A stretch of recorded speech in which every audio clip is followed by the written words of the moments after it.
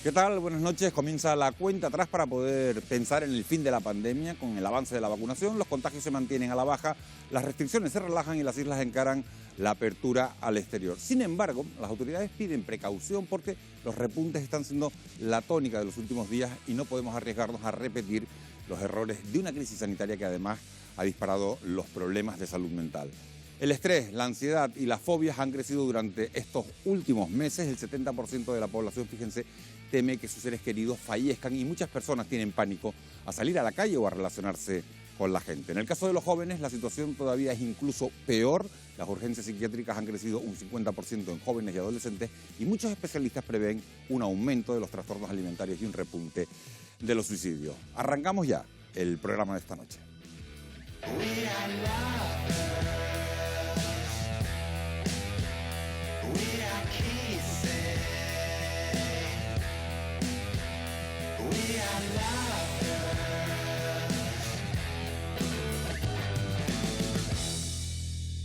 Les presento ya a la mesa de esta noche. Nos acompaña Ramón Pinto, que es director de enfermería de atención primaria en Tenerife. Buenas noches, Ramón. Buenas noches, Miguel. Gracias por acompañarnos. Está también con nosotros Basilio Valladares, científico. Buenas noches, Basilio. Buenas noches, Bienvenido una semana más.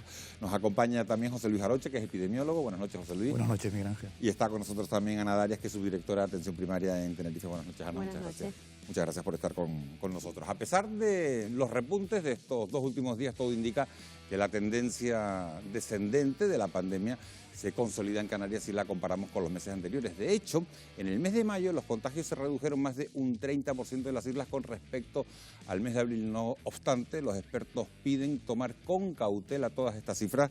Wendy Fuentes, muy buenas noches. Tú tienes los datos y eso explica por qué hay que tomarlo con cautela. Así, con cautela y con mucha precaución. Muy buenas noches, Miguel Ángel. Seguimos avanzando y además los datos lo avalan.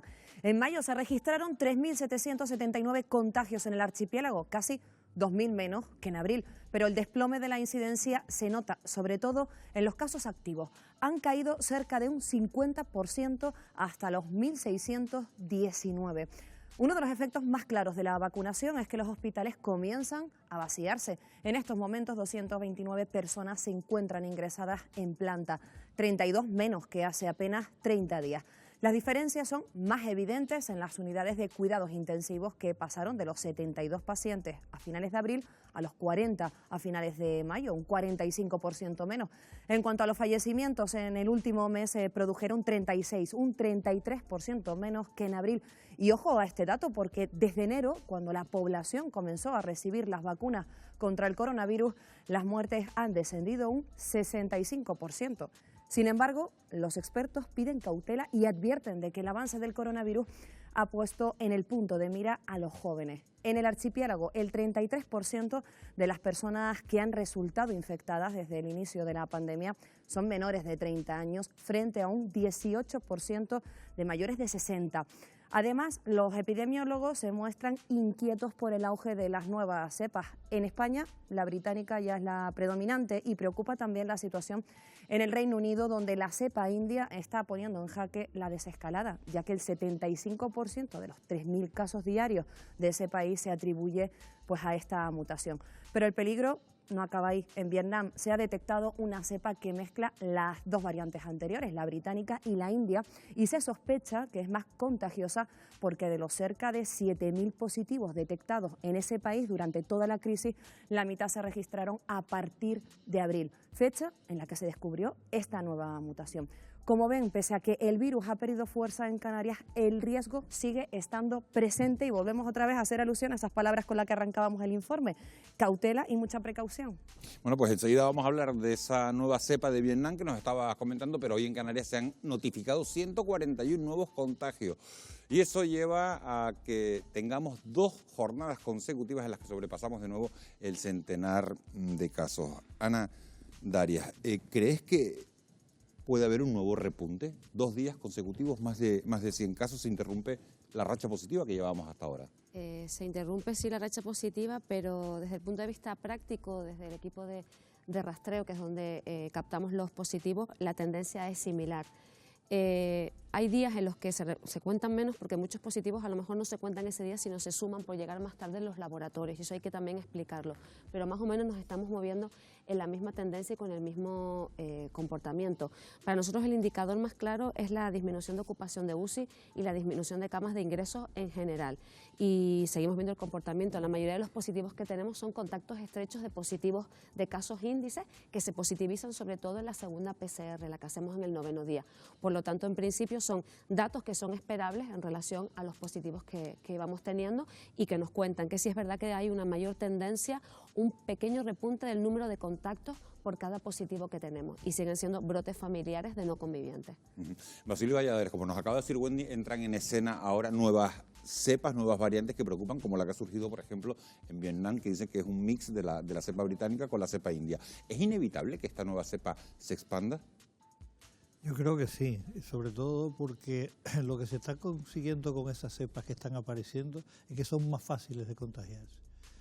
Las posibilidades de moverse como se está moviendo el mundo de aviones y demás, que en 24 horas te recorres todo el mundo, hace que una cepa que sea muy contagiosa se afinque. Acuérdate que aquí, cuando se empezó a hablar de la cepa británica, creo que fueron Navidades, y me preguntaste cuándo, y yo te dije, con las cifras que tienen en Gran Bretaña, en marzo vamos a tener casi todo lo de aquí va a ser británica, y es lo que ha ocurrido. Pero es que si esas son más rápidas de contagiar, nos va a ocurrir lo mismo. El problema es que la mutación se produzca en la proteína que nosotros estamos queriendo anular con nuestras vacunas, porque entonces ya tienes que cambiar la vacuna porque no sirve. Si es más rápida de contagio, bueno, mala cosa, pero no es el problema, porque la vacunación va muy bien, y si se defiende también de esa cepa, pues bueno, no nos va a llegar. Ramón Pinto, en relación a las herramientas para combatir esta pandemia, hemos conocido hoy que el Tribunal Supremo ha decidido dejar sin efecto el límite máximo de 6 personas en reuniones sociales que se había decretado por el gobierno de Baleares. Esa decisión podría sentar jurisprudencia. ¿Qué consecuencia sanitaria puede llevar que decaiga esta medida también en Canarias? Por lo que comentaba Ana antes, ¿no? El número de personas de contactos que puedas llegar a tener, ¿no? Todas estas medidas, como lo hemos comentado también en otros programas, si poníamos el toque de queda 1 hora u otra hora, es más bien medidas de control, y no es lo mismo cuando tienes 4 personas con las que has tenido contacto en una mesa, porque lo volvemos a repetir, ¿no? Innumerables veces, el virus es respiratorio, de contagio respiratorio, y por lo tanto cuando nos quitamos las mascarillas cuando tenemos ese mayor riesgo, ¿no? Entonces sobre una mesa, comiendo con una sobremesa y demás, a más personas participen, mayor número de contactos, y por lo tanto ese contagio se puede ampliar. Es verdad que ese tipo de números son cuestiones de acuerdos que tomamos tácito, porque el virus no entiende que sean 4, 6 o 8, ¿no? En ese momento. Pero es verdad que para el control a ti te limita más luego el seguimiento. No es lo mismo conocer que son 4 personas y llegar directo y rápido a llegar a un número de 8 o 10, o que ni siquiera lo puedas controlar porque no pones un límite. José Luis Arocha, los datos en España, hay algo que está claro, que es que continúan a la baja, pero tampoco podemos olvidarnos que hay 5 comunidades autónomas que están sufriendo repuntes, estos repuntes de los que hablamos, y que el descenso global se ha ralentizado, y eso prueba que la pandemia sigue muy viva, ¿no es así? Porque tenemos un poco la sensación de que la pandemia sigue viva. Bueno, la prueba es que por encima de los 70 años tenemos vacunado en España prácticamente al 100% de la población, pero a pesar de ello seguimos teniendo una incidencia que es 10 veces menor que la que teníamos hace 4 meses, pero seguimos teniendo una incidencia que, por ejemplo, en mayores de 70 o 80 años, pues en estos momentos está aproximadamente en unos 40 de incidencia semanal, que, bueno, hace poco era 300 o 400, y eso significaba mayores hospitalizaciones y mayor tasa de contagio. Pero no nos olvidemos que la vacuna no es efectiva al 100%, que hay reinfecciones, es verdad que es menos grave, pero siguen habiendo casos, y que todavía tenemos mucha población por vacunar, y que por otro lado ya estamos viendo, aunque en España todavía la vacuna, la cepa india, no está considerada de gran interés en salud pública por la baja incidencia que tenemos, pero nos pasa como con la británica. Si el contagio es mayor y si la capacidad inmunogénica de la vacuna frente a estas cepas no es la adecuada, pues tenemos que seguir absolutamente vigilantes. Y la incidencia se mantiene también a raya por la vacuna, pero también por las medidas de control social que forman parte del proceso de control, o sea, y de reducción de la pandemia. Seguimos atentos. Basilio Valladares, el Consejo Interterritorial de Salud ha acordado esta semana, y es una de las noticias de los últimos días, de las últimas horas, la reapertura del ocio nocturno hasta las 2 de la mañana. Incluso podría ampliarse hasta las 3 de la mañana en los territorios donde haya una menor incidencia de COVID-19. ¿Estamos preparados ya para reabrir las discotecas o consideras que es demasiado pronto? Vamos a ver. Yo particularmente esperaría un poquito más a que haya un porcentaje de vacunación mayor, porque aunque dicen que solo le permiten el 50% del aforo o el 75% además, cuando tú estás y eso lo hemos estado todos, es que cuando estás en un sitio donde hay alcohol y hablas alto porque hay música, al hablar alto las posibilidades de que salgan gotículas como esto es mayor, no llevas mascarilla, estás bebiendo. Y cuando llega, sabes las distintas fases del alcohol, ¿no? Llega un momento que viene la cariñosa y entonces estás abrazándote a todo el que tienes al lado. Con lo cual las posibilidades de contagio son mayores. Por eso, dentro de ese principio de precaución, que tanto Wendy como tú has repetido, yo creo que no pasaría nada, no nos vamos a morir, ya más daño que se le ha hecho a toda la restauración y todo eso es imposible. Pues aguanta 15 días más, que la vacunación va fantástica, aguanta un poquito más y verás. Sí, porque además la población que precisamente consume ese tipo de ocio es precisamente la que no estamos vacunando aún. Por lo tanto, están totalmente fuera del juego de la vacuna. Es decir que lo permite porque la vacuna tiene unos efectos beneficiosos, precisamente lo tiene la población que no va ahí.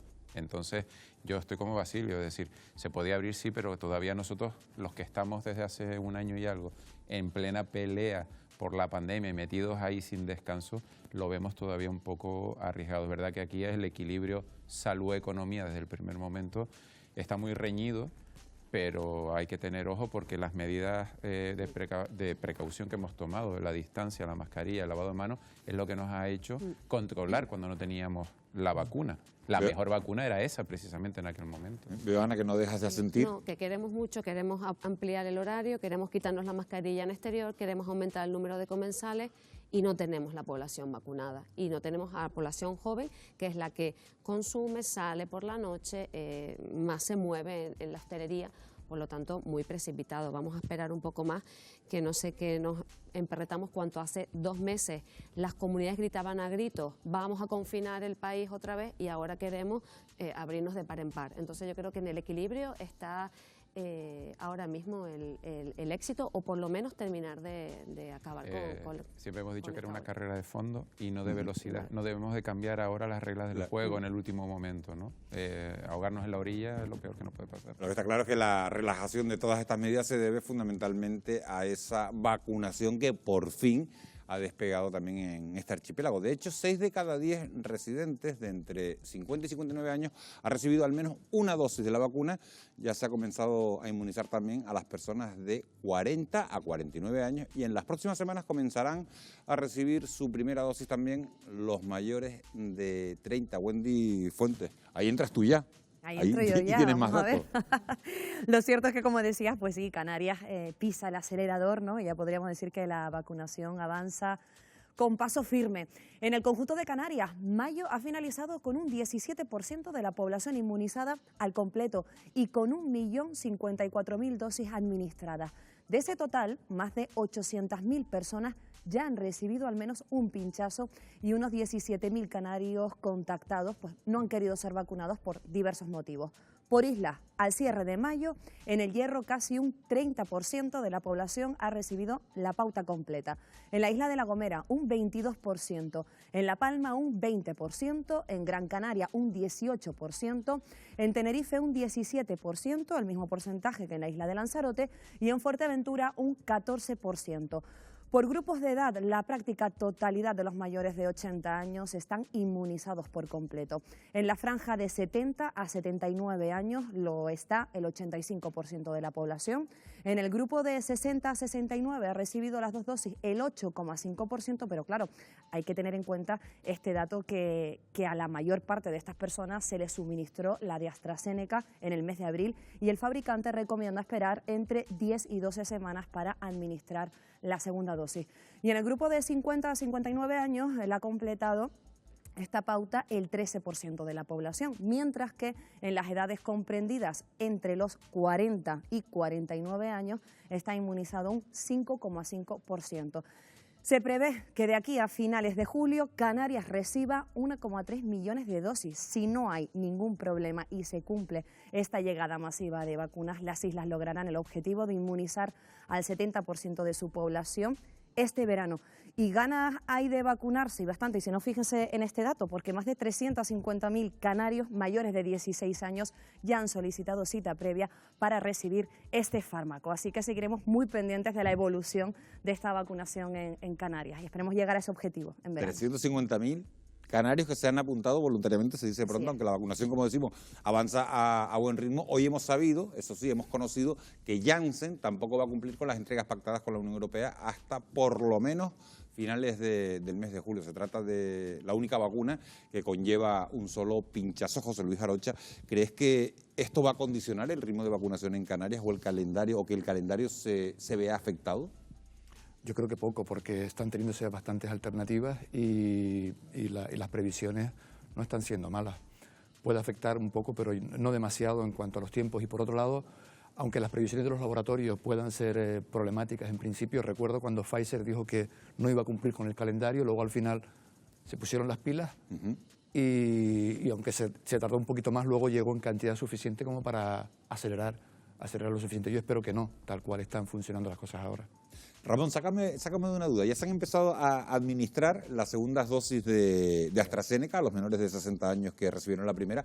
En otras comunidades hemos visto que cuando había que elegir entre segunda dosis de AstraZeneca o la de Pfizer, la gente ha elegido mayoritariamente AstraZeneca. ¿Qué está pasando en Canarias? Todavía no hay unos datos con una cantidad suficiente como para decirte que ya se puede extrapolar lo que está ocurriendo. Sí es verdad que cuando nosotros contactamos con ellos, porque son colectivos, recordemos que este tipo de personas que recibieron la primera de AstraZeneca no la recibieron por su edad, la recibieron por su condición ya fuera laboral, es decir, policías, docentes, grupos como atención a domicilio o centros de día también, ¿no?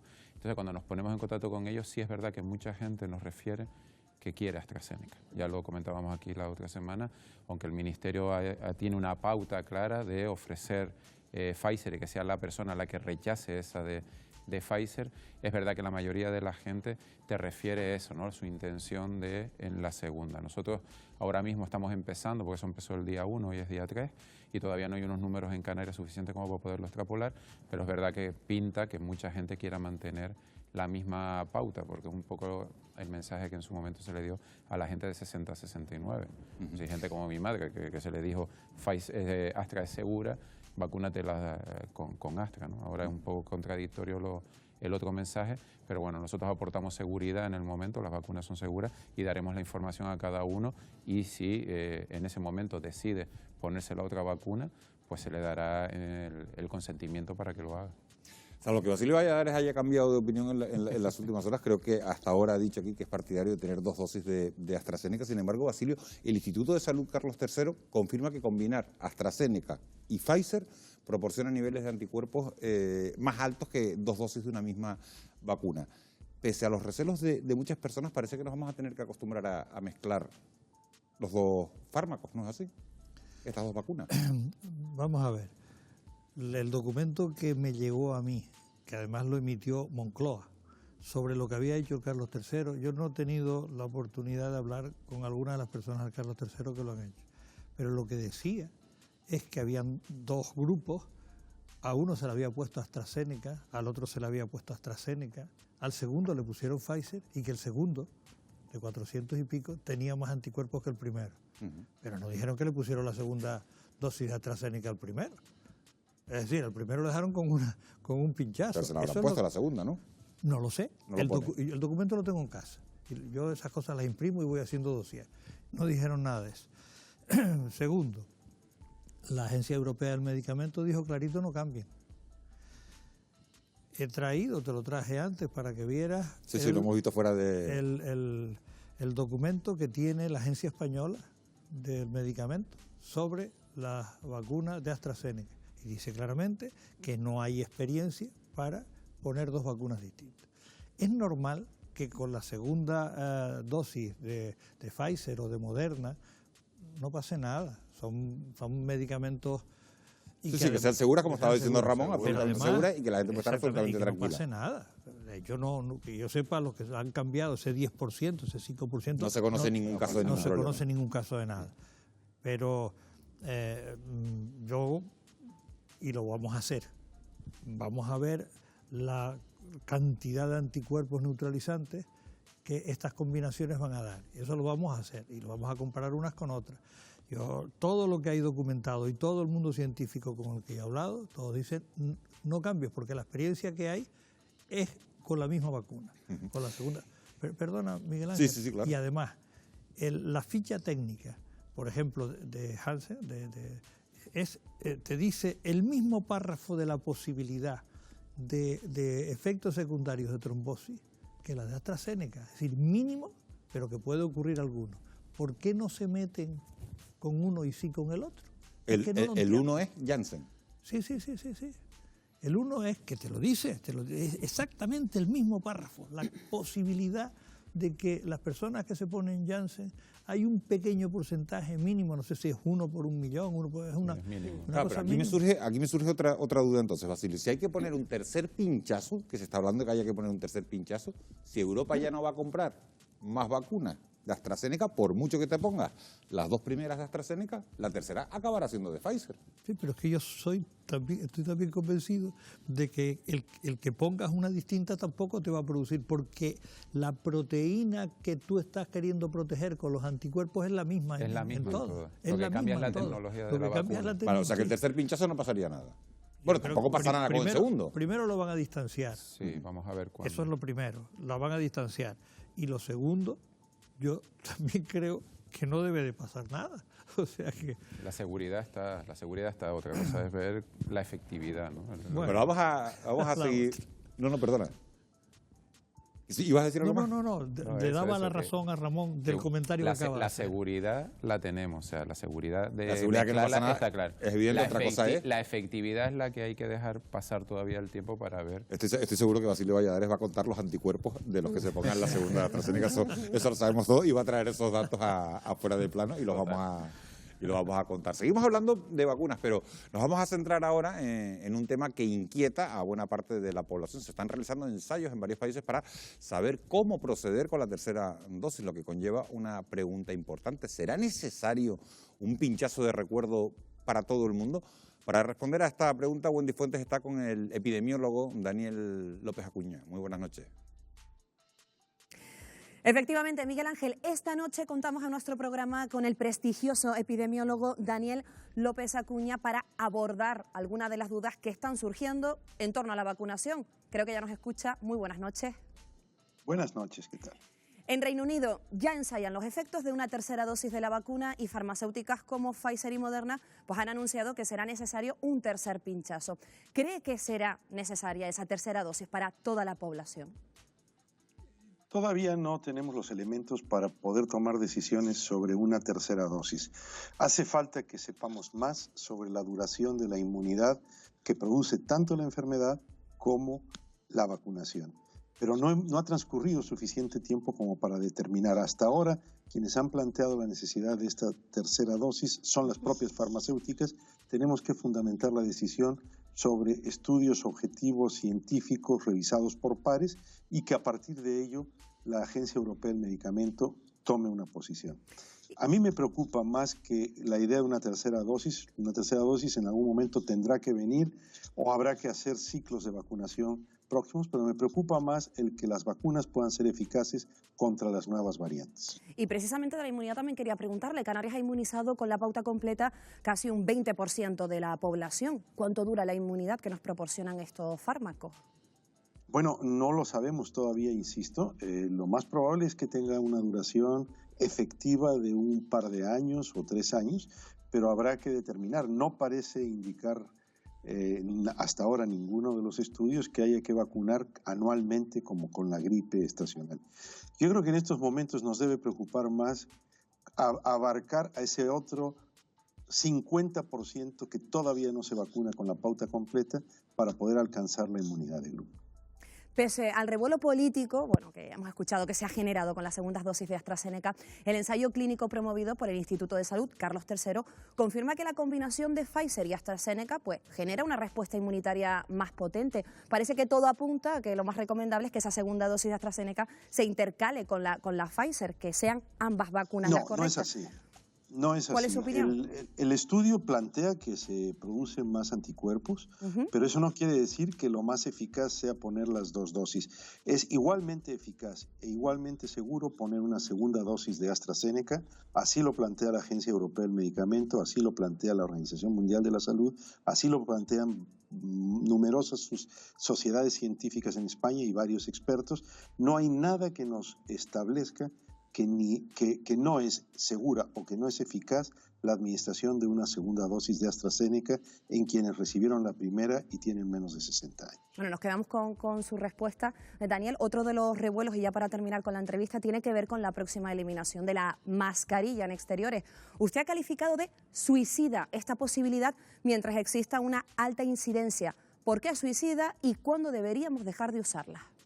Bueno, el asunto es muy simple. Mientras existe una alta tasa de incidencia, quiere decir que el virus está circulando. Y ante un virus que está circulando y se transmite y genera contagios, hay que usar una mascarilla. Y se nos complica todo cuando queremos apresurar una decisión que no estamos listos para tomar porque ni la incidencia es suficientemente baja, por debajo de 25 por 100.000, ni la proporción de la población inmunizada es suficientemente alta. Mientras existan estas situaciones, debemos seguir usando mascarilla. Y acordémonos muy bien de un asunto que es que las personas vacunadas están protegidas contra la severidad de la enfermedad, contra el riesgo de muerte, de hospitalización, pero no contra el riesgo de infección y la posibilidad de contagiar. Y como consecuencia, quienes hayan sido vacunados deben seguir usando la mascarilla. Por eso, tratar de correr, apresurarse, tomar atajos con respecto al uso de la mascarilla nos lleva a conductas que, he dicho, son prácticamente suicidas porque nos meten en una espiral de contagio cuando todavía tenemos que estar protegidos y protegiendo a los demás. Nos quedamos con su mensaje. Gracias, como siempre, Daniel López Acuñas, por estar también hoy con nosotros este jueves. Buenas noches. Encantado, mucho gusto. A cuidarse, muchísimas gracias. Bueno, aprovechamos y nos quedamos precisamente con ese último mensaje, Miguel Ángel. No hay que correr y hay que evitar atajos con respecto a dejar la mascarilla ya en los próximos meses. Bueno, pues nos quedamos, Wendy, con todas esas informaciones. Retomamos en la mesa el asunto también de la tercera dosis contra el coronavirus, porque Pfizer y Moderna ya lo están planteando. Se lo traslado a la mesa. ¿Ustedes Ana, qué piensas? ¿En qué caso sería necesaria esa tercera dosis y en qué plazo debería inocularse? Yo creo que es algo que hay que esperar, hay que ver qué respuesta inmunitaria, y que lo veremos con la disminución de los casos de infección. Lo decía además el epidemiólogo. Hay que recordar que ahora mismo no está demostrado que proteja contra la infección y contra la transmisión, sino contra la forma grave. Yo creo que eso no nos da el tiempo, y también habrá que plantearse, bueno, pues en aquellas situaciones, en aquellas personas cuya inmunidad está comprometida y que se vea efectivamente que la respuesta pueda ser menor, al igual ahí sí hay que plantearse una tercera dosis para intentar potenciar esa inmunidad. Yo creo que eso está por ver, y en ello están Pfizer y Moderna para ver en qué casos y cuándo además, ¿no? Porque hablaban o los estudios decían que una inmunidad quizás en 3 años en la que habría que volver a vacunar. Hay que ver, también entran en juego las variantes, que vean y la respuesta que se dé a... Le pregunto a José Luis a Ana por la tercera dosis y a ti te pregunto por la cuarta, por la quinta. ¿Vamos a tener que vacunarnos cada año contra el coronavirus? Es pronto para saberlo, pero es posible. El coronavirus ha circulado mucho en toda la humanidad, en toda la Tierra. Como estamos viendo, hay variantes, hay nuevas cepas que cambian su capacidad de contagio y que pueden cambiar incluso si las vacunas son absolutamente eficientes contra estas, es una posibilidad bastante alta que tengamos que poner un recuerdo de vacunas, pero es pronto para saberlo. Yo creo que ahora mismo lo que debe preocuparnos es terminar con las 2 dosis a los que tenemos y acabar con todo esto y seguir trabajando y estudiando. Los estudios que se están haciendo, estamos comprobando si podemos mezclar determinado tipo de vacunas para ver si no hacen daño o si por lo menos mejoramos la inmunidad, para tener esas alternativas terapéuticas, y estamos estudiando todavía los efectos a medio y largo plazo. Hay otras vacunas que han tenido también dudas sobre su eficacia inmunogénica, y la capacidad para defendernos frente, yo recuerdo en la hepatitis B en su momento, se ponía en 3 dosis y había gente que no éramos capaces de detectarle los anticuerpos y le poníamos una cuarta y una quinta dosis. Al final se abandonó porque se comprobaba que con las 3 dosis teníamos suficientes para aguantar años, aunque no lo detectáramos. Estamos en lo mismo, hay que esperar. Les traslado una pregunta a Ramón y se la voy a trasladar a Basilio Valladares también. En Estados Unidos, Ramón, y en Israel se ha estancado la vacunación, iban como un tiro y se ha estancado la vacunación justo antes de lograr la inmunidad de grupo del 70%. A pesar de que los dos países tienen fármacos de sobra, hay una parte de la población que no se quiere poner la vacuna. Aunque no es el caso de España, no es lo que está ocurriendo aquí, ¿cómo nos puede repercutir esta situación? Sí, nosotros siempre decimos que ese 70% va a costar llegar también, es decir, no va a ser tan fácil. Hay siempre un nivel ya como de saturación, ¿no? Como en las diluciones, hay un nivel de saturación que hay que convencer a la gente, ¿no? Sobre todo, las personas que más afectadas se vieron durante la pandemia, que son la gente mayor, son precisamente los que más ganas tenían o más claro tenían eso, ¿no? Según nos acerquemos a la gente que precisamente se vieron como que tenían un blindaje frente al COVID porque tenían menos sintomatología y menos gravedad, son los que han sido, digamos, no han cumplido con las normas. Por lo tanto, si vemos esos botellones, difícil es que se quieran igual poner una vacuna, ¿no? Nosotros es verdad que vamos a trabajar y se está trabajando con toda la capacidad que tiene, en nuestro caso, el Servicio Canario de Salud y la Consejería de Sanidad, a la hora de publicitar, a la hora de dar información, de acercar la vacuna a cualquier ámbito y trabajar para no solamente llegar al 70, sino superar ese 70, ¿no? Como decías tú antes, hay muchísimas llamadas, hay mucha gente que se ha apuntado a la página de Canarias Se Vacuna. 150.000 estábamos hablando antes. Muchísimas. Ahora mismo, digamos que vamos a un ritmo que desde que empezó la página hemos aumentado, es decir, estamos batiendo récord los últimos 2 días y posiblemente, estoy pendiente del móvil con los datos de hoy, igual volvamos a batir ese récord de las 25.000 de ayer, ¿no? La gente tiene muchas ganas, lo hemos pasado muy mal y la población de Canarias muy responsable. Esperamos llegar, sabemos que nos va a costar ese último momento para llegar, pero sí es verdad que nosotros confiamos en hacerlo, ¿no? Basilio Valladares, ¿cómo nos puede repercutir esta situación? Yo espero que no. De todas maneras, los negacionistas y los que están generando este tipo de problemas, yo creo que muchos de ellos no son ni siquiera normales psíquicamente. Yo creo que son personas que se necesitan tratamiento psiquiátrico. Antes me comentaba Ramón una cosa sobre un compañero nuestro al que han amenazado. Y han amenazado de muerte, te estamos vigilando. Sí. Amos García, ha venido hoy en los periódicos. No lo había leído en los periódicos. Sí, ha venido en los periódicos hoy, Amos García Rojas, que jefe de epidemiología, lo ha colgado él en sus redes sociales y además ha puesto una denuncia en la policía. Eso es intolerable. Pero claro, una persona que hace eso no está bien de la cabeza. Es imposible. Antes comentaste, Ramón, que habían como 17.000 personas que habían dicho que no querían vacunar. Sí, bueno, en lo de Wendy, el dato lo comentó Wendy. Ya. Bueno, pues ¿qué le vamos a hacer? Esas personas son insolidarias, se van a beneficiar de que todos los demás nos pongamos la vacuna y bueno, esperemos que sea suficiente, que se llegue al 70 o incluso más y que la protección sea buena, porque a pesar de lo que ha dicho Ana y de lo que dijo el epidemiólogo que está en Sevilla, protege de la enfermedad también. Es decir, si no estaría bajando como está bajando la curva. Lo que pasa es que no es absoluta la protección. Eso es cierto. Se está viendo en los que ya los grupos vacunados de los 80, de los 70, las residencias sanitarias y tal, el resultado ha sido espectacular. Espectacular. Han habido algunos que lo han cogido.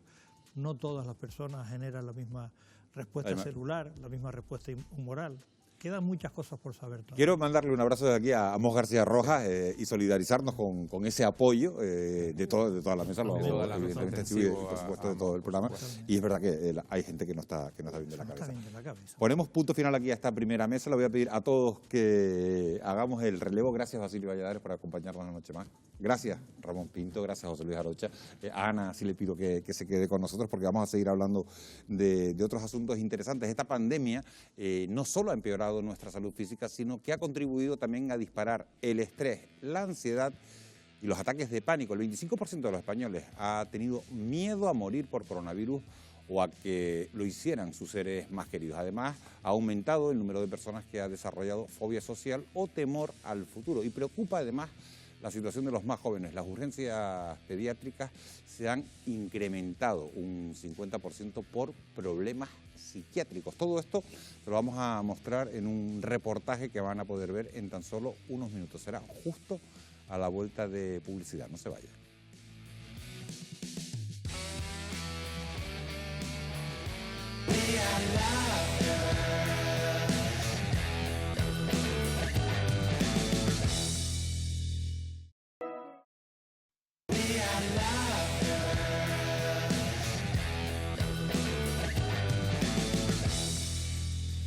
Ya estamos de vuelta para abordar un asunto muy ligado al coronavirus, porque en este último año y medio los miedos se han colocado en primera línea, haciendo de la pandemia un trance insuperable para muchos, lo que ha provocado un aumento de los trastornos y de las enfermedades mentales. Es la otra cara no tan visible de este periodo que nos ha tocado vivir. Para hablar de todo esto, se han incorporado a nuestra mesa 4 personas, 3 personas nuevas. Carmen García, que es psicóloga clínica. Buenas noches, Carmen. Bienvenida.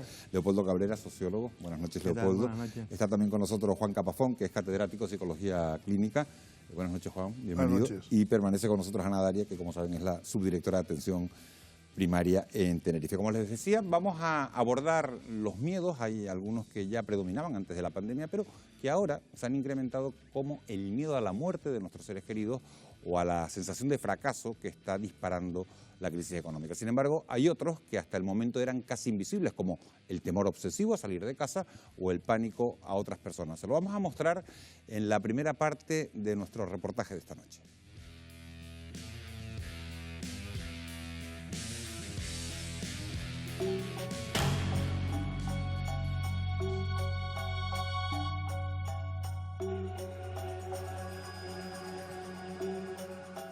Todos guardamos varios miedos en nuestro interior. Algunos temores son compartidos. Otros son únicos y extraños.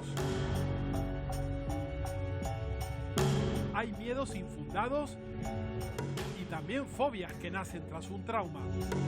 Algunos nos paralizan y otros ni siquiera sabemos que están.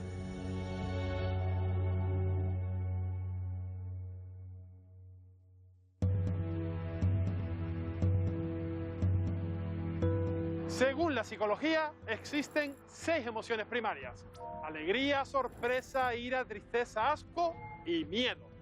Esta última es una sensación angustiosa provocada por la presencia de un peligro real o imaginario. El miedo libera sustancias químicas que causan, entre otras cosas, que el corazón y la respiración se aceleren o que el cuerpo se ponga tenso, algo que en realidad nos permite seguir con vida. El miedo es una emoción humana normal y que tiene la función principal de prevenir las situaciones potencialmente peligrosas y amenazantes para la vida. Por lo tanto, activa en el organismo la respuesta de huida, digamos, de esa situación o evitación de la situación potencialmente peligrosa.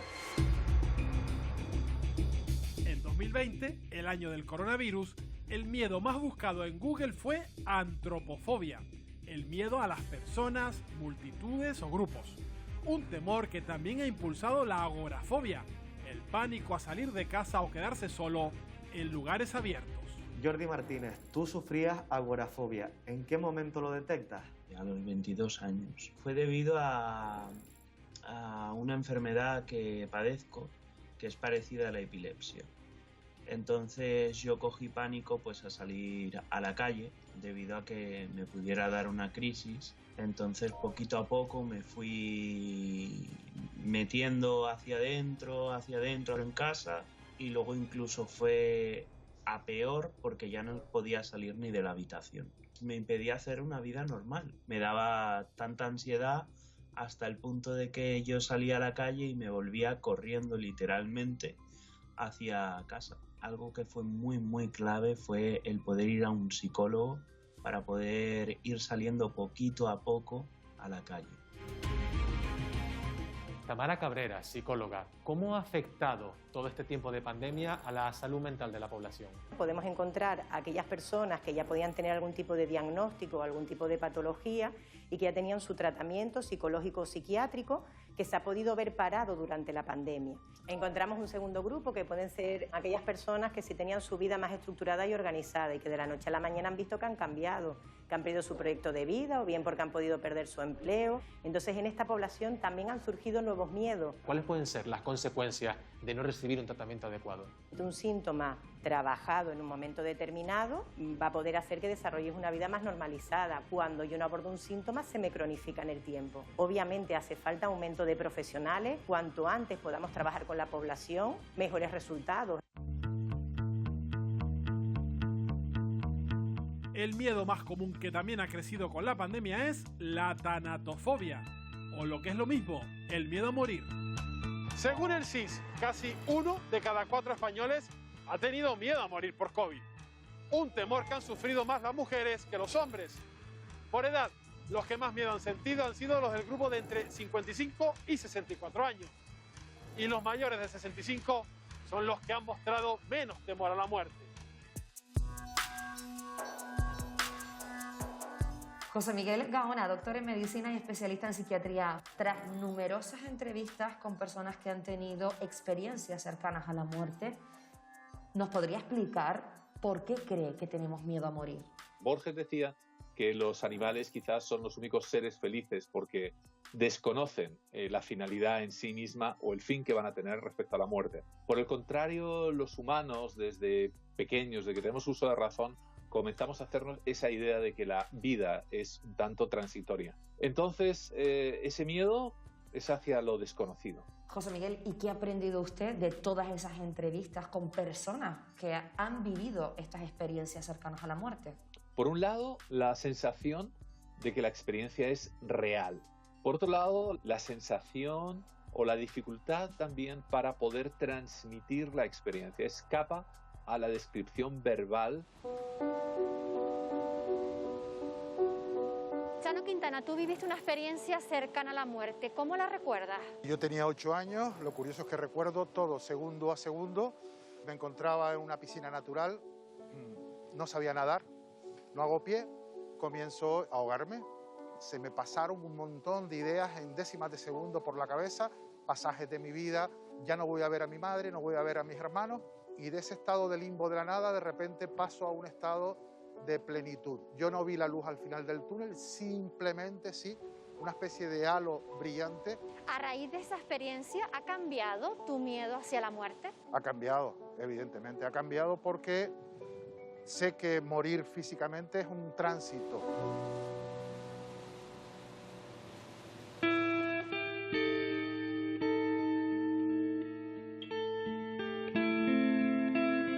A los españoles hay algo que nos asusta más que morir, y es el miedo a perder a un ser querido. Casi 7 de cada 10 personas temen que fallezca un familiar. Marianela, tu hijo Santiago falleció hace ya 3 años. ¿Qué fue lo que le ocurrió? Santiago comenzó teniendo un dolor abdominal, era un tumor llamado neuroblastoma. Se le hicieron quimioterapia, se le hicieron radios, pero ya es en noviembre cuando nos dicen que todo lo que se ha hecho pues no ha sido suficiente. Fue apagándose poco a poco, lentamente. En febrero, el 25 de febrero, muere Santiago. Mi esposo y yo decidimos entender que la vida no tiene un tiempo, no tiene una caducidad, no tiene un límite. A día de hoy, Marianela, ¿vives con miedo o te ha hecho más fuerte todo lo que ha ocurrido? Creo que el miedo nunca desaparece, pero he sido que cuando hay temor, hay miedo, tanto mi esposo como yo hemos decidido confiar en Dios. Miguel Ángel Perdomo, ¿cómo podemos superar la pérdida de un hijo, sobre todo en la etapa de infancia o adolescencia? El hecho de la muerte de un hijo está considerado uno de los episodios de vida más dolorosos que puede sufrir una persona.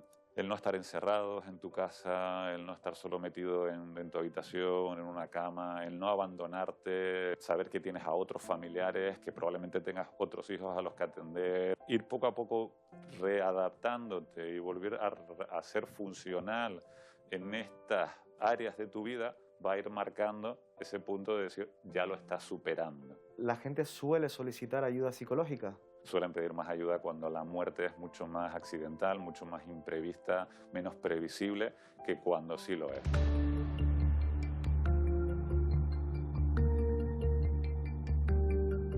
El miedo a morir ayuda a sufrir la nosofobia, es decir, el temor recurrente y persistente a contraer una enfermedad. La que más nos asusta es el cáncer. ¿Qué tipo de cáncer tienes? Yo tengo un cáncer de mama de tipo hormonal, con receptores de RH positivo. La primera reacción que tuve fue decir que se habían equivocado. Entonces te quedas con eso, como pensando que no lo vas a tener tú, que eso le pasa a otra persona, pero a ti no. Y hasta pasaba por mi cabeza de decir, yo no me lo quito, yo no me meto en una operación ni nada, porque pensaba que no era cierto. ¿Llegaste a sentir miedo? Sí, mucho. No sabes lo que iba a pasar. A terapia yo no pensaba venir y a través de una señora que conocí por la calle, casualmente me lo comentó. Yo vine y la verdad que me gustó todo. Justo ahora tienes consulta. Sí. ¿Te podemos acompañar? Sí, sí, por supuesto. Vamos.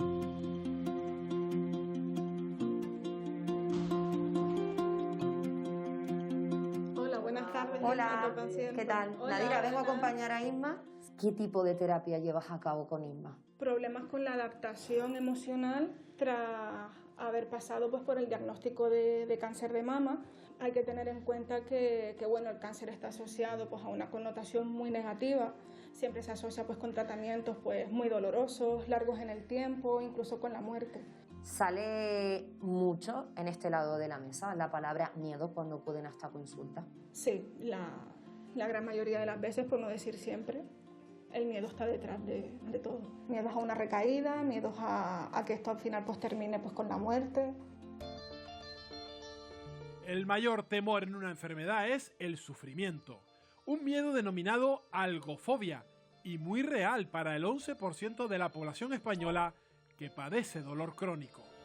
Luis, si tú padeces dolor crónico, ¿cuál es el origen de tu patología? Con 17, 18 años empecé con algún dolor, sobre todo en la zona de la espalda, la zona lumbar.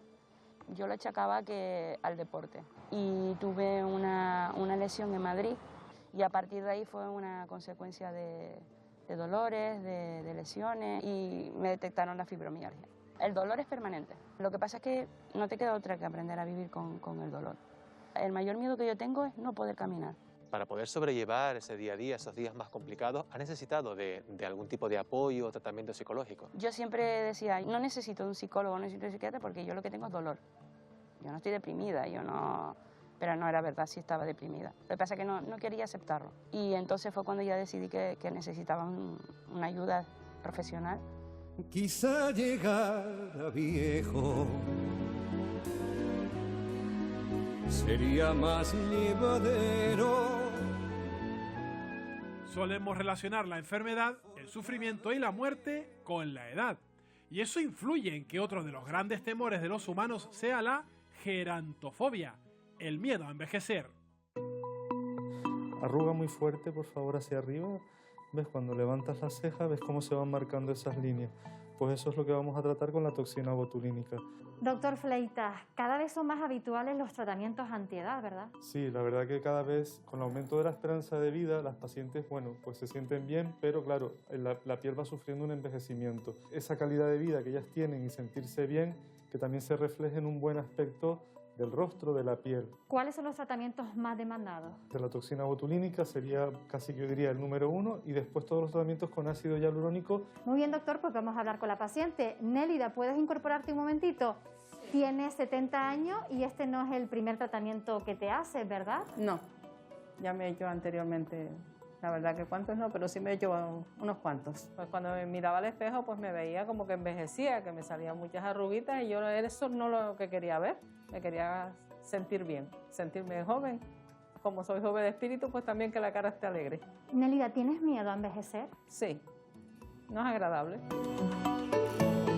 Lo que más miedo nos da es que con la edad se incrementen nuestras debilidades. Es natural en cierto sentido porque todos tememos situaciones en las que presumiblemente vamos a perder capacidades, vamos a perder condiciones, vamos a perder toda una serie de valores que nosotros habíamos desarrollado a lo largo de la vida. También la vejez nos pone en un horizonte que es la muerte, y la muerte también provoca un temor, ¿no?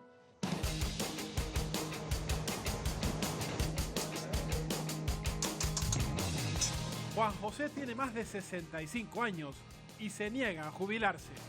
Es hostelero de profesión y tiene miedo a tener que reestructurar sus hábitos de vida cuando deje de trabajar. Juan José, usted sigue trabajando pese a tener la edad suficiente para poder jubilarse. ¿Por qué? Yo empecé muy joven con esto y de alguna forma te habitúas y trabajas a gusto. Todavía tengo fuerza para seguir, ¿no? Tenemos aquí 11 trabajadores y son gente que llevan conmigo más de 20 años. Y entonces me fastidia también cerrar esto y que se vayan, ¿no? Juan José, ¿y cómo cree usted que se sentiría el día que se jubile? A todos se adapta uno. Pero bueno, también tienes que respetar la edad y algún achaque que viene por ahí. En Finlandia, un grupo de investigadores analizaron las compras de antidepresivos de 11.000 trabajadores del sector público antes y después de su jubilación. Los resultados mostraron que las personas sin problemas de salud significativos utilizaban menos fármacos después de dejar el trabajo. La jubilación nos asusta sobre todo porque después de la jubilación muchas personas no tienen claro a lo que se van a dedicar, porque no han organizado el tiempo, no tienen un proyecto de vida donde tengan elementos alternativos al propio trabajo. Estamos en una esperanza de vida que está rozando los 90 años y desde los 60 y pico a los 90 años hay casi un tercio de vida más. ¿Qué hacer con un tercio de vida? Ese es el gran problema. Y para eso estamos asustados. ¿Por qué? Porque nuestra zona de confort está en el mundo del trabajo muchas veces, en aquellas cosas que conocemos. La falta de trabajo y sus consecuencias también nos asustan. 7 de cada 10 españoles se han sentido en algún momento tristes, deprimidos o desesperados por el futuro. La salud mental de casi la mitad de los españoles está en riesgo por el temor a la crisis. Hola, Tamara Navas, gracias por atendernos. Un placer. ¿Puede resultar más desagradable el pánico anticipatorio que vivir una experiencia real? Una situación anticipatoria, ese pánico anticipatorio, siempre va a ser más desagradable o va a generar mayor inestabilidad emocional que una situación real por el simple hecho de la incertidumbre, ¿no? Es decir, al final, cuando anticipamos, de alguna forma nos encontramos con un punto de incertidumbre, no sabemos muy bien qué va a pasar, ni cómo va a pasar. Entonces, claro, ese punto de incertidumbre es el que mayor inestabilidad emocional nos va a generar. My wish for you, sweet happy life. May all the days of the years that you live be laughing days. Como pasa con la muerte, la mayor preocupación de los que son padres y madres no es su futuro, sino el que van a tener sus hijos.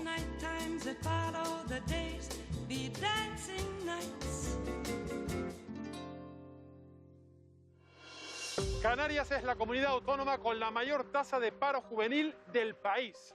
6 de cada 10 menores de 24 años que buscan un empleo no lo encuentran. Una preocupación que afecta al proyecto de vida de los jóvenes y preocupa a sus familiares. Los padres nos preocupamos, sentimos muchísimo miedo e incertidumbre porque es un futuro incierto, desesperanzador. Creo que los jóvenes son los que más lo sufren, están a un paso de terminar sus estudios y ven que no hay salida. Quien le exigimos es al gobierno que actualicen la forma de evaluar de los niños y que se adapten pues precisamente a esa formación de futuro que van a necesitar. Ante este panorama laboral, los jóvenes se sienten más presionados para destacar. Tienen más facilidad de sufrir atiquifobia, el miedo al fracaso. María, ¿cuánto tiempo llevas tú lidiando con la ansiedad, con el miedo al fracaso? Bueno, todo empezó cuando yo era muy jovencita, enfocado en el ámbito académico. A mí me daba pánico sacar menos de un 8 en un examen. A medida que he ido creciendo, se ha extendido a otros ámbitos. Cualquier atisbo de lo que puede ser hacer sentir mal a otra persona por mi trabajo, para mí supone un problema muy grave, o sea, me bloqueo mentalmente. Para poder afrontar ese tipo de situaciones, ¿has recurrido a algún tipo de apoyo, de tratamiento? Yo sufrí un desorden alimenticio durante mi adolescencia y ahí empezó mi andanza en la psicología. Y ahora que la ansiedad se manifiesta de otra manera, a lo mejor bloqueos mentales, entonces acudí a un psicólogo especializado en terapia conductual. Yo sí digo que se supera. Lo que pasa es que uno tiene que entregarse a la terapia.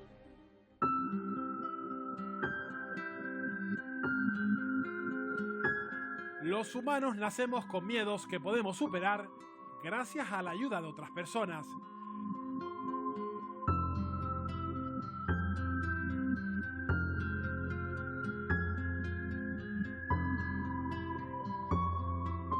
Seres queridos que también han acumulado temores a lo largo de su vida y que ahora intentan no transmitirlos.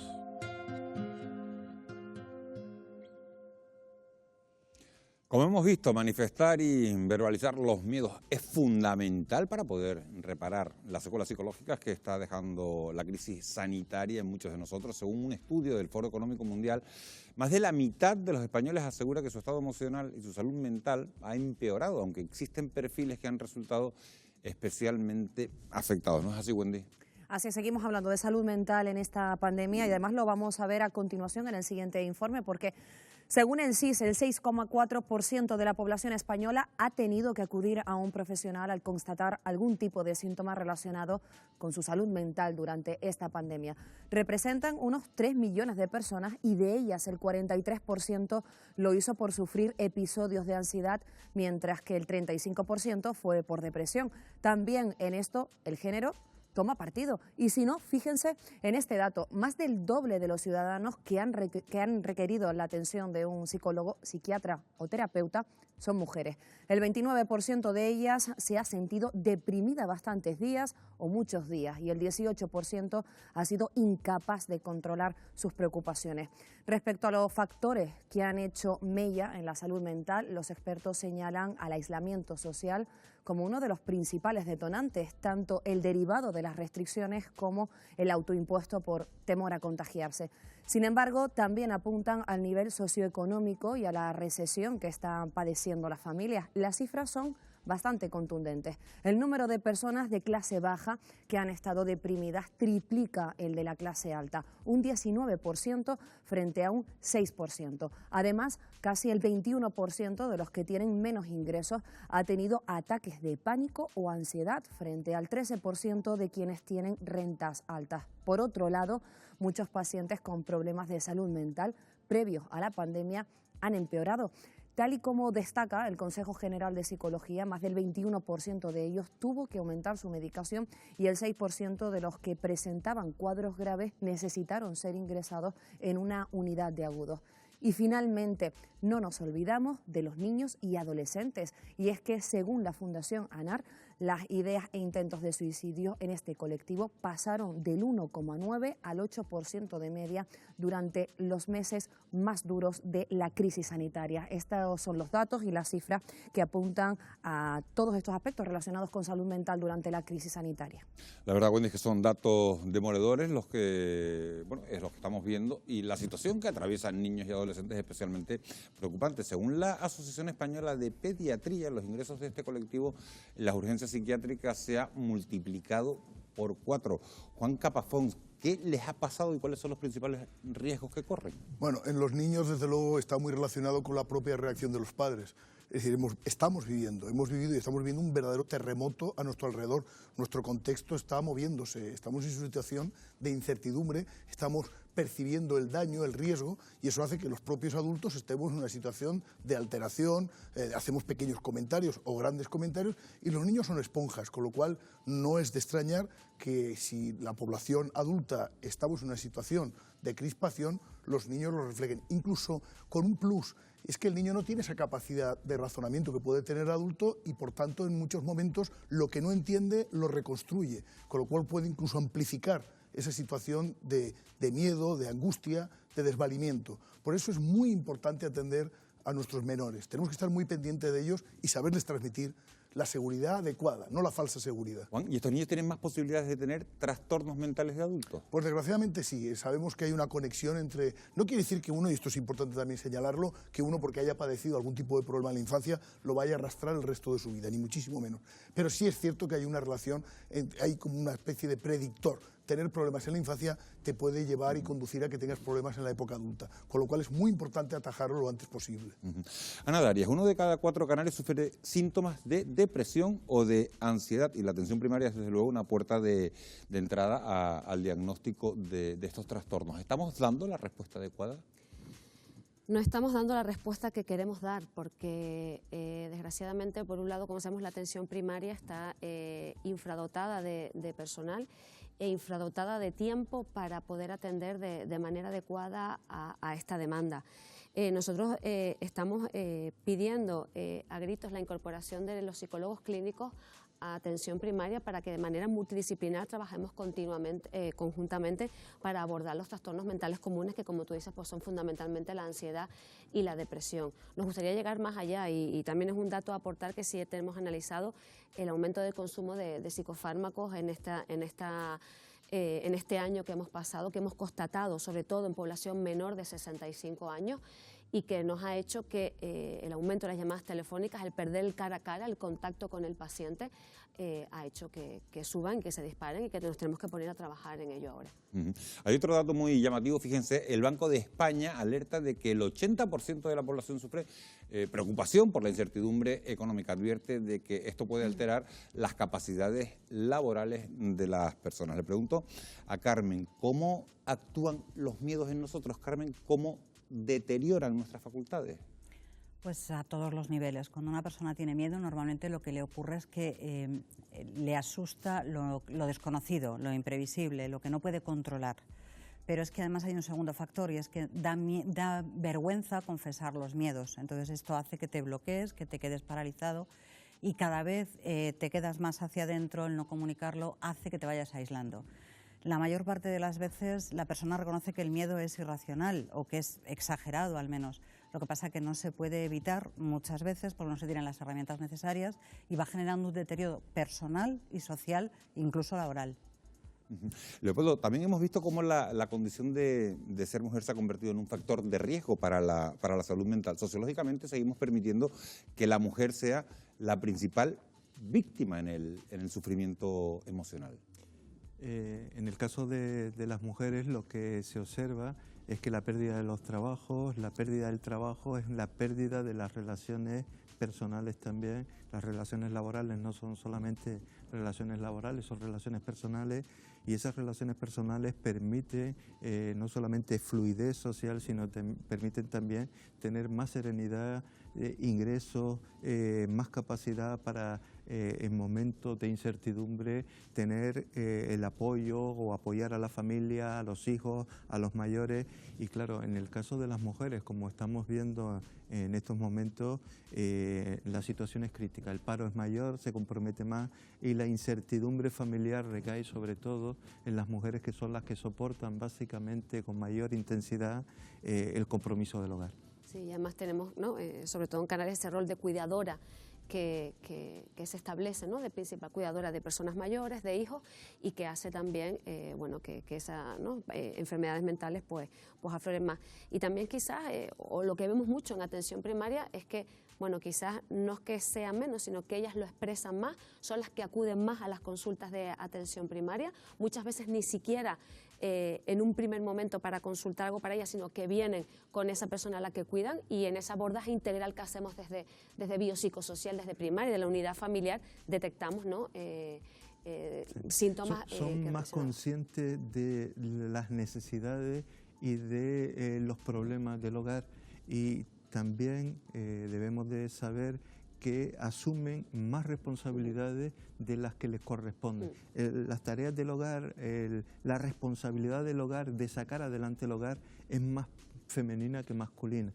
Y hay una cuestión añadida, quizás, que tiene que ver también con una parte de los hogares deteriorados.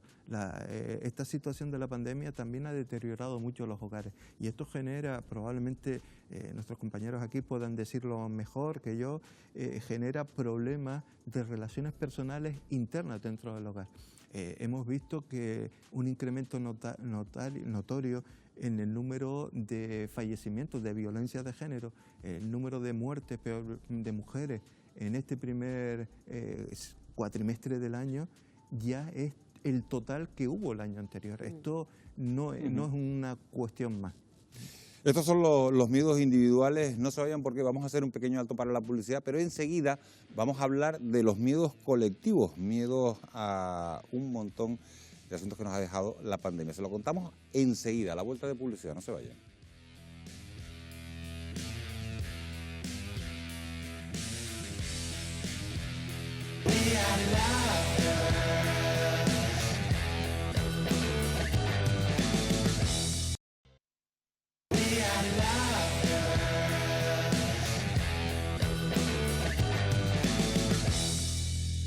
Once y 26 de la noche, seguimos en directo en Fuera de Plano en Televisión Canaria. Vamos a dar paso ya a la segunda parte de nuestro reportaje de esta noche, en el que les vamos a mostrar otro tipo de miedos. Ya no hablamos de los individuales, sino de los colectivos, que también los hay. Un ejemplo es el temor al cambio climático, que avanza sin una respuesta global, o los que tienen que ver, por ejemplo, con la inseguridad ciudadana. Lo vemos ya. Nuestros miedos suelen ser un secreto para la mayoría de nuestro entorno. Aunque a veces nuestras preocupaciones no son únicas. La sociedad genera incertidumbres y problemas comunes que hacen que la mayoría compartamos los mismos temores.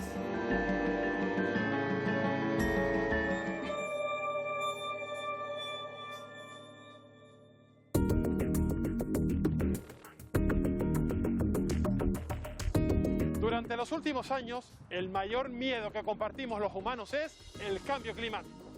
El 67% de las personas encuestadas en 26 países considera que el calentamiento global es el problema más grave al que se enfrenta el planeta. Una preocupación que genera una fobia que los expertos han denominado ecoansiedad. Las personas que suelen ser más proclives a sufrir esto como un problema suelen ser personas que en sí mismo la ansiedad no la manejan bien. Vienen siendo un poco pues un exceso de nerviosismo, preocupación, pueden sentir frustración, pueden sentir impotencia, pueden incluso hasta no querer salir o no querer participar en determinadas actividades. Entire ecosystems are collapsing. We are in the beginning of a mass extinction. All you can talk about is money and fairy tales of eternal economic growth. How dare you? La preocupación por el cambio climático afecta a los más jóvenes. Un miedo que se transforma en activismo ecológico, como el que representa Greta Thunberg. Escuchen gobiernos, este es el mensaje. Un solo planeta es lo que tenemos. Victoria, Mirela, ¿qué es lo que más les preocupa o lo que más miedo les da en relación a esa problemática medioambiental? En mi caso, es la subida de los niveles del mar y de los océanos, especialmente en nuestras islas. Una de las cosas que a mí más me preocupa es que se descongelen los polos y puedan salir de ahí bacterias o virus que son totalmente desconocidos y pueden dar lugar a pandemias incluso peores que esta. Cambiar de mentalidad es la base en esta sociedad que todos estamos de acuerdo en que es globalizado, sería ideal para continuar.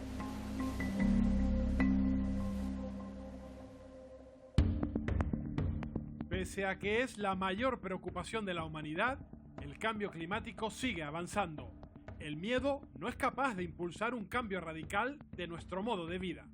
Emiliano, ¿por qué el miedo no funciona para hacer cambiar nuestras actividades más contaminantes? Bueno, primero no es muy ético, no se puede amenazar para cambiar a alguien, ¿no? Y además puede generar pánico, terror, puede generar situaciones difíciles luego de controlar, ¿no? Además, pues el miedo funciona a corto plazo. Nosotros aquí con la ecología necesitamos cambios a largo plazo, ¿no? Y además funciona en general para convencer a alguien sobre normas muy específicas. Nosotros aquí, sin embargo, necesitamos un cambio de mentalidad general, ¿no? ¿Y qué funcionaría mejor que el miedo para luchar contra el cambio climático?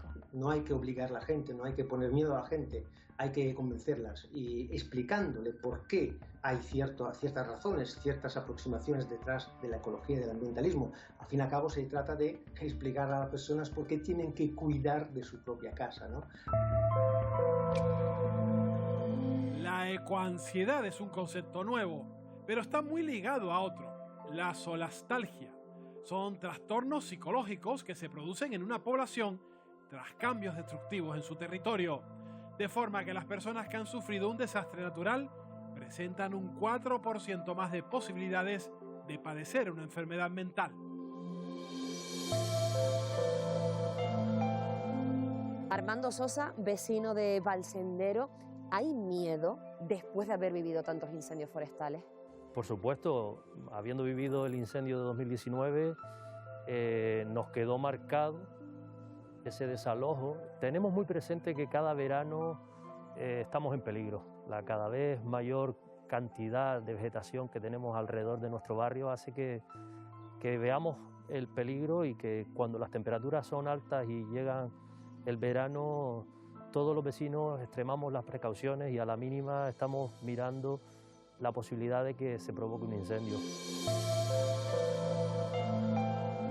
Los grandes incendios forestales que ha sufrido Canarias producen en la población pues, niveles de estrés agudo, síntomas de ansiedad, depresivos, sobre todo las emociones también de miedo. Los periodos de sequía y de calor extremo, donde sabemos que se pueden producir más incendios, pueden conducir a volver a reexperimentar el evento. Algunos lo niegan y no temen que la Tierra esté cambiando. En las últimas 3 décadas se ha predicho al menos 5 veces y con fechas concretas que el océano glaciar ártico sería navegable. Sin embargo, han vencido todas las fechas previstas para ello y el hielo sigue ahí. Pero no es cierto. Todos los informes científicos acreditan que la temperatura de la Tierra no para de aumentar, lo que se traduce en graves afecciones al medio ambiente y a nuestra salud. A pesar de esos estudios, el negacionismo con raíces populistas se expande.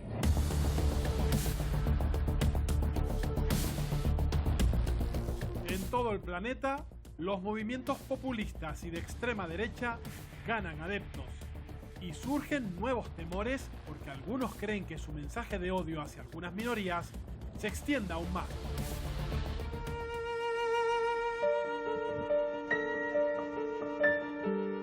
Louela Mintelmami, abogada, ¿qué sensaciones te genera desde tu posición de implicación con el colectivo inmigrante el auge, el aumento cada vez más de poder y de influencia de movimientos populistas y de extrema derecha? A mí me genera pues frustración, porque creo que ese auge se le da pues por desconocimiento de las personas que están en determinadas zonas, en determinados pueblos, el creerse unos bulos o unos fake que puede crear determinados partidos políticos de la extrema derecha en fomentar que las personas piensen que las personas migrantes son sus enemigos. Y esto no es la realidad. Estos miedos que no solo se trasladan hacia la población canaria, sino que también ese miedo se traslada al mismo colectivo de personas migrantes. ¿Cómo se puede poner en contraposición siempre la xenofobia, el racismo y todo esto que se ha generado para que unos pocos se beneficien y puedan tener auge en su partido político en un Congreso de los Diputados? Pues siempre con información. Tenemos una ciudadanía que hoy en día está aceptando discursos cada vez más simplistas. Lo que se ha llamado como el trumpismo o el trumpismo, que ha salido en Estados Unidos, es un discurso simple, llano, que llega a una población que está agotada económicamente y que está dispuesta a comprar cualquier argumento con tal de salir de esta situación. La polarización de la política no tranquiliza a la sociedad. La polarización, el ir hacia los extremos, agudiza indudablemente la situación política. Este fenómeno se está dando en esta época, se da desde hace unos 7 o 8 años para acá. Esa tendencia la estamos viendo en Italia, en Francia, indudablemente. ¿Por qué se da en esta situación? Yo creo que tiene que ver con ese hartazgo de la política tradicional y el tema de la crisis económica. Yo creo que eso es fundamental. Here they build the big guns. Here they build the death planes. Here they build all the bombs. La división política se vive dentro de los países y también entre ellos. Se fomenta así otro de los grandes miedos colectivos, una guerra mundial. Profesor Lucas Pérez, ¿hay razones actualmente para que exista un miedo a un conflicto armado internacional? Sí es verdad que estamos viviendo un momento de desestabilización en el que un conflicto armado entre estados al modo clásico parece difícil que se pueda ver, pero sí que es verdad que conceptos como la guerra híbrida o también las zonas grises sí que está produciéndose y puede provocar nerviosismo en los gobiernos y malas relaciones entre los grandes bloques geoestratégicos. Y estamos viéndolo en el este de Europa, estamos viéndolo en África, estamos viéndolo en Asia con el golpe de Estado de Birmania, estamos viéndolo en Latinoamérica con lo que está viviendo en Colombia o en otros países que también tienen una gran crisis económica. ¿Y cuál es el riesgo del que estamos hablando? Yo creo que sí podríamos decir que es más un riesgo medio bajo, porque no creo que esas situaciones internas que se pueden vivir se trasladen hacia posibles conflictos armados entre estados, que es más difícil ahora mismo.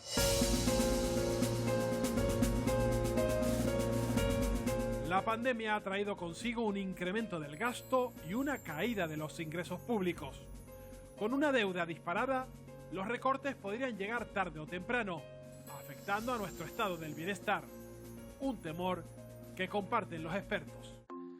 José Carlos Díez, dada la situación económica que estamos atravesando, ¿estamos abocados de nuevo a fuertes recortes? El gobierno acaba de mandar el programa de estabilidad a Bruselas y los recortes en ese plan de ajuste no empezarían hasta 2024, ¿no? Es posible que a lo mejor lleguen antes, pero vamos, en ningún caso este año y el que viene parece que vaya a haber recortes. El problema es hacer todo ese ajuste y planificarlo bien, porque hemos aumentado mucho el déficit público en esta crisis y evidentemente que un plan de ajuste va a tener que llegar. ¿Esta realidad cómo puede afectar a nuestro estado del bienestar?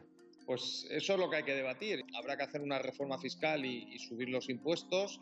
Y por otro lado, hay dos partidas de gasto muy asociadas al tema de envejecimiento de la población que crecen de manera natural, sin necesidad de tomar medidas expansivas, que es las pensiones y el gasto en sanidad, ¿no?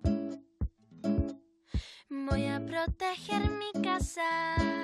Preocupados por nuestro bienestar y también por nuestra seguridad.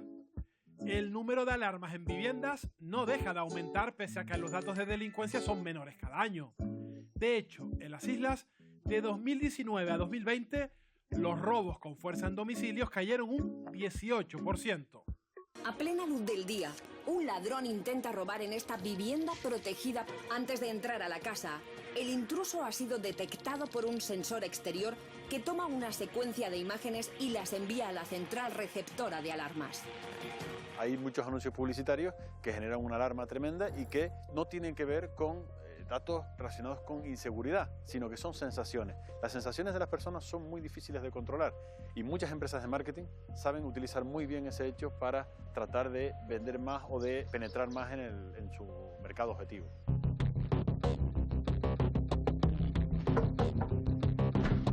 Sara, pasa.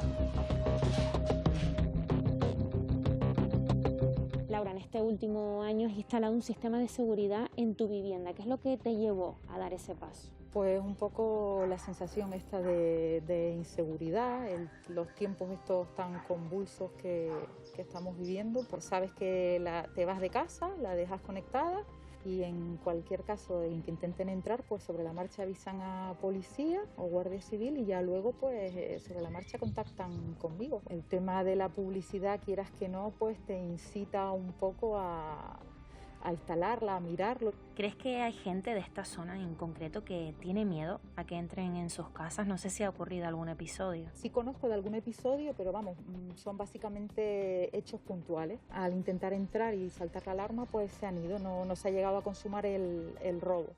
Óscar Iglesias, gracias por atendernos. Gracias a vosotros. ¿Por qué crece la sensación de inseguridad ciudadana en las personas? Por ejemplo, nos encontramos a lo mejor en algunas zonas de las ciudades que en el portal de tu casa pues se ponen un grupo de jóvenes que hablan muy alto, que están bebiendo, que en algunos casos incluso tienen perros de razas peligrosas y eso provoca intimidación en los ciudadanos que viven en ese portal. Si a eso le añadimos que muchas de esas zonas son zonas con población envejecida, eso se incrementa. Por tanto, una cuestión de convivencia que puede ser decirles que no pueden estar en el portal de esa vivienda, pues si no se localiza y si no se resuelve de una manera temprana, puede generar esa sensación. Óscar, ¿y cómo nos puede afectar esto de vivir constantemente en alerta? Pues genera un efecto de angustia muy importante y fundamentalmente también en personas de mayor edad. El papel de los medios de comunicación es fundamental. Habría que evitar que determinados, por ejemplo, delitos violentos que generan alarma social de verdad, pues se conviertan en una información que se repite muchas veces o incluso se cae en el amarillismo por tener audiencia. This will not be the last pandemic. The world must be ready, more ready than it was this time. La mayoría de científicos y organismos internacionales coinciden. Habrá nuevas pandemias y pueden ser peores que la del coronavirus. Se calcula que podrían existir 1,7 millones de virus sin descubrir en aves y mamíferos, de los que 850.000 podrían tener la capacidad de infectar al ser humano. Un gran temor sería que surgiese un virus que se transmitiese muy bien y que fuese muy patogénico, ¿no? ¿Esto puede ocurrir? Esperemos que no, aunque hay variantes de la gripe que sabemos que podrían tener este potencial, ¿no? ¿Se está haciendo lo suficiente en España a nivel de inversión en ciencia para poder anticiparnos a situaciones como esa? En España se ha invertido menos en ciencia que en otros países de nuestro entorno. El riesgo que tenemos ahora es que esto acabe siendo un poco cortoplacista, ¿no? Porque ahora está llegando una inyección importante de dinero de Europa, pero ¿qué pasará dentro de pocos años, ¿no? Si esto deja de ocurrir?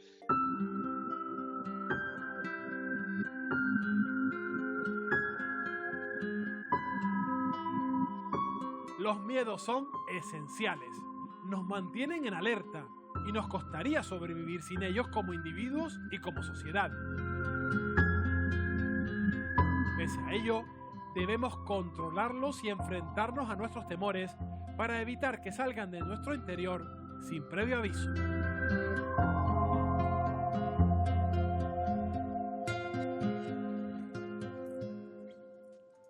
Las consultas psicológicas se han incrementado en España un 30%, haciendo evidentes las carencias del sistema. Desde los colegios oficiales piden un plan institucional para hacer frente a la demanda y el reconocimiento de la importancia de la salud mental. Es precisamente lo que lleva años solicitando la Asociación Canaria de Neuropsiquiatría. Saludamos ya a su presidente, a Francisco Rodríguez. Muy buenas noches, señor Rodríguez. Hola, buenas noches. Desde organismos internacionales como la ONU se advierte de que el sistema de protección español está roto por dejar atrás a numerosas personas vulnerables en plena crisis sanitaria. ¿Cuál es el estado de la salud mental de los canarios en estos momentos? Bueno, todavía no está roto, ¿no? Esperemos que no se rompa, ¿no? Porque gracias a ese sistema de protección del estado de bienestar hemos podido contener de alguna medida esta pandemia, ¿no? Realmente, si uno mira la literatura científica, comprobará que hay más de 6.000 referencias donde relaciona el COVID y la salud mental, pero realmente los estudios son muy variados, los estudios no tienen una metodología similar, por lo tanto sus resultados no pueden validarse, ¿no? No tenemos un estudio comunitario sobre el COVID en el presente, ¿no? La mayoría de las referencias y las predicciones que se han hecho son en base a otras pandemias o infecciones que han ocurrido prácticamente al principio del siglo XX. En 2018 usted decía que el Plan de Salud Mental de Canarias ofrecía, y le cito textualmente, migajas para acallar reivindicaciones. Han pasado 3 años desde entonces. ¿Cómo valora ahora la atención pública de estas patologías en las islas? Bueno, esa opinión la vertí cuando había un informe del Consejo Económico y Social que era demoledor sobre el plan de salud mental que se estaba presentando en aquellos momentos, ¿no? Yo tengo hoy una premisa para usted y para Primer Plano, y es que nuestra asociación a nivel estatal hará una propuesta dentro de 2 semanas de un plan de medidas urgentes, de acción, de medidas urgentes para actuar en el campo de la salud mental en el conjunto del país, que serán, digamos, presentadas a la ministra para que realmente se elabore un acuerdo estatal entre el Ministerio de Sanidad y las comunidades autónomas a través de los consejos de sanidad. Por lo tanto, nosotros hoy día estamos por priorizar unas medidas que de alguna forma sirvan de plan de choque para la presente situación. Bueno, pues le agradecemos ese gesto. El señor Rodríguez, las personas con bajos ingresos han conformado uno de los colectivos más damnificados y todo cuando la recesión ni siquiera ha tocado techo. ¿Nos enfrentamos a un boom de trastornos? Depende de cómo se estén, digamos, ahora a la Comunidad Autónoma Canaria ha llegado 1.100 millones, llegaron otras partidas presupuestarias. Depende cómo, digamos, todas las medidas que el Estado ha ido arbitrando y la Comunidad Autónoma ha ido arbitrando para contener, digamos, la pobreza, para contener el desempleo, para contener, digamos, fortalecer la red de apoyo, que cómo se agilice esas medidas van a ser importantes para definir hacia dónde se inclina la balanza. Hasta diciembre de 2020 había 2.193 personas en lista de espera de consultas psiquiátricas en nuestro archipiélago. ¿Cuáles son las consecuencias para los pacientes que aguardan en esas listas? Bueno, quiero hacer un matiz que no son listas de espera de personas urgentes, porque en todo este tiempo los servicios públicos de salud mental han atendido todas las urgencias psiquiátricas. Por lo tanto, como ha ocurrido en todo el sistema sanitario, habrá que hacer un plan de choque para las listas de espera que ha ocurrido en todo el sistema sanitario, ¿no? Francisco Rodríguez Pulido, muchísimas gracias por atendernos esta noche, por haber estado en Fuera de Plano. A ustedes. Bueno, nosotros muchas gracias, hacemos un pequeño alto para la publicidad, solo un minuto, y volvemos a nuestra mesa de debate, seguimos hablando de salud mental.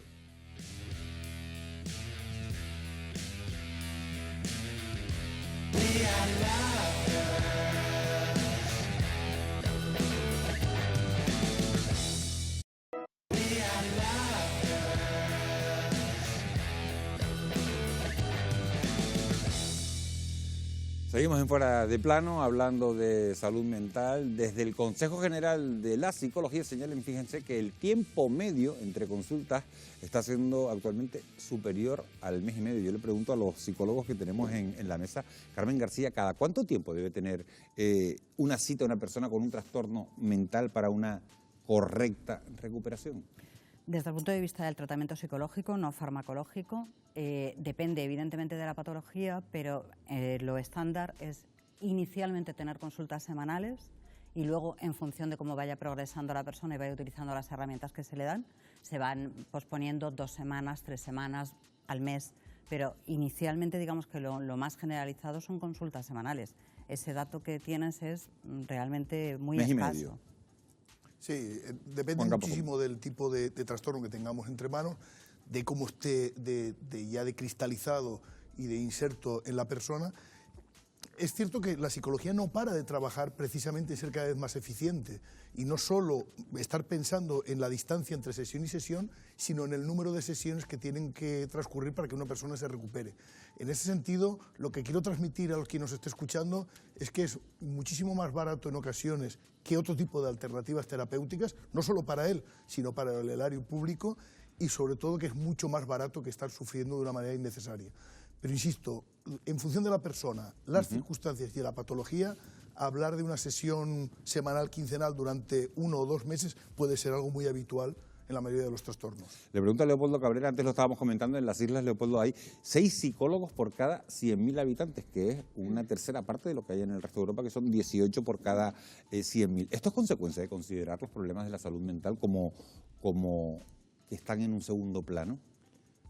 Pues no solamente el tema de la salud mental, sino las deficiencias también en la atención primaria, como ha comentado antes Ana, y otras deficiencias que tenemos en Canarias de los servicios públicos, en la atención, en los servicios sociales, y la salud mental también es una parte de la atención que las instituciones públicas y los organismos públicos tienen que tener en un primer plano para trabajar con ellos. Ana, hay un dato que me llama mucho la atención en Canarias. Según la última encuesta nacional de salud, el 12% de la población toma tranquilizantes y el 4,5% antidepresivos. ¿Se recetan fármacos en exceso por la falta de otras terapias como la psicológica? Pues obviamente, porque si no tenemos la opción, que es, como dice el compañero, es más eficaz una terapia psicológica que un tratamiento farmacológico, pero desde el punto de vista del sistema, desde primaria, al que represento, es muy complicado abordar una lista de espera de 1 mes y medio. Y 1 mes y medio me quedo corta. Tenemos listas de espera que pueden pasar los 6 meses para un trastorno mental. Yo también quiero decir que en primaria tratamos inicialmente el trastorno mental leve y común, pero nos falta tiempo y nos falta herramientas y reciclaje de formación para intentar empezar a abordar ese tema y luego ya pasarlo a los compañeros para que sigan. ¿Qué nos queda? Recetar fármacos para aliviar esa sintomatología que presenta, porque no tenemos otra alternativa. Por lo tanto, es fundamental invertir en salud mental, obviamente, en atención primaria, en atención social y en atención económica, porque otra cosa es también, tendremos que también, por un lado, muchas de las enfermedades de salud mental, enfermedades mentales, son consecuencias de problemáticas sociales y económicas que podemos tratar psicológicamente y farmacológicamente, pero que el problema social y económico sigue estando ahí. Por lo tanto, tendremos que abordar todo, porque si, por mucho que tratemos, si el problema de base sigue estando, haremos una persona con una enfermedad ya catalogada, con un tratamiento crónico muy probablemente, con el mismo problema de base. Por lo tanto, que es un problema global que tenemos que tratar desde varios puntos. Me gustaría oír a los psicólogos, tanto a Juan como a Carmen. Carmen. Es que además de lo que ella está diciendo, no es solamente el tiempo que se tarda entre sesiones, que es fundamental, es el tiempo que se le dedica en cada sesión. A mí hay pacientes que me cuentan que yo lo entiendo, por cuestión de tiempo se le dedican 10 o 15 minutos. No es tiempo suficiente en ningún caso. O sea, yo no te voy a decir si es necesario que sean 50 minutos o media hora, depende del momento en que se encuentre ese enfermo. Pero 10-15 minutos es un tiempo totalmente insuficiente en atención psicológica. No puede ser.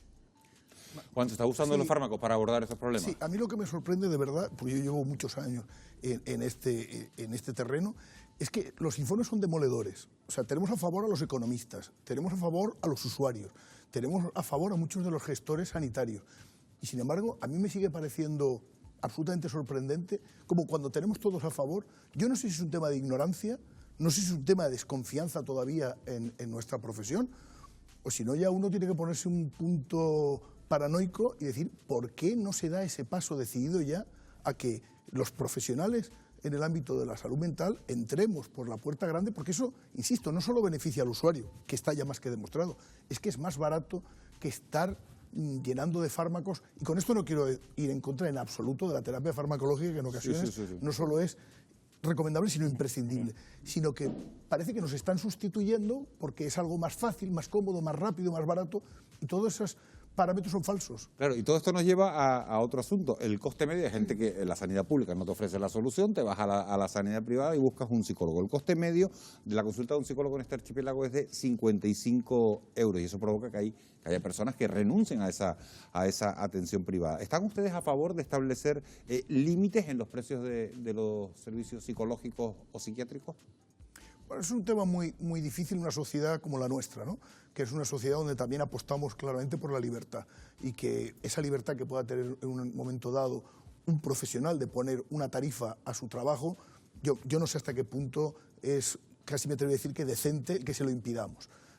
Yo creo en ese sentido en que el buen profesional sabe y debe saber que además de una cuestión económica tiene una responsabilidad social y por tanto yo apelo más a un criterio de responsabilidad social que a una cuestión de limitar desde arriba, pues esto es tu techo de precio. Porque entonces, ¿por qué en los psicólogos sí y no en los presentadores de televisión? O porque...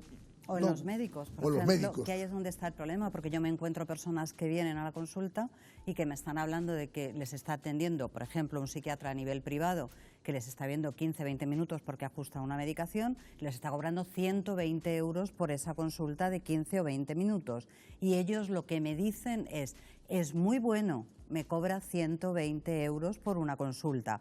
Por lo tanto, yo no tengo muy claro si tenemos que bajar los precios o a lo mejor tendríamos que subirnos para que crean que lo hacemos mejor. No lo acabo de entender. Yo lo que sí creo es que la sanidad pública es quien de verdad al final va a poner precio a la sanidad privada, ¿no? Si tenemos una sanidad pública que llega de una manera decidida y al máximo, pues el privado tendrá que saberse someter al imperio de una sanidad pública que llega a todos, ¿no? Yo creo que apostar por una sanidad pública. Y recupero un tema del que estabas hablando, Juan. Un estudio publicado, fíjate, por The Lancet señala que cada dólar invertido en el tratamiento de la depresión y de la ansiedad supone $4 de ahorro en el total del sistema sanitario público. ¿No es un dato que por sí solo justifica que se destinen, que es un poco lo que estabas diciendo antes, más recursos a estos tratamientos? Es que cuando buceas en el tema, de verdad que todo el mundo está de acuerdo. Te sorprendes, porque en todos los niveles, hablas con economistas, hablas con empresarios, hablas en el ámbito de la empresa y dices, no, si con lo que me voy a ahorrar en bajas laborales, ¿cuánto tengo que aportar para que esta persona